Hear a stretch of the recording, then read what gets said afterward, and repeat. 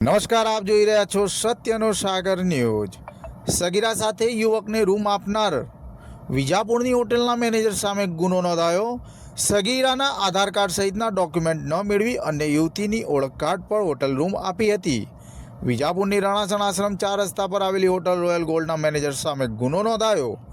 વિજાપુર તાલુકાના કોટડી ગામના સમાધિપુરાનો કૌશિકસિંહ મહેન્દ્રસિંહ મકવાણા 28 ડિસેમ્બરના રોજ સગીરાને લઈને હોટલમાં ગયો હતો। હોટલના રજિસ્ટરમાં મેનેજરે કૌશિક મકવાણાની ઓળખ કાર્ડ અને આધાર કાર્ડને આધારે એન્ટ્રી કરી હતી, પરંતુ તેની સાથે આવેલ સગીરાની આધાર કાર્ડ ન મેળવી રજિસ્ટરમાં એન્ટ્રી કરી ન હતી।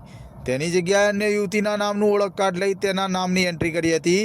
મેનેજર ભરત લાલાજી પટેલ રહે સેમારી, જિલ્લો ઉદયપુર સામે વિજાપુર પોલીસે જાહેરનામા ભંગનો ગુનો નોંધ્યો હતો। સગીરાને હોટલમાં લઈ જઈ દુષ્કર્મ આચરનાર કૌશિક સામે કેટલાક સમય પૂર્વે વિજાપુર પોલીસમાં પોસ્કો એક્ટ હેઠળ ફરિયાદ નોંધાવા પામી હતી।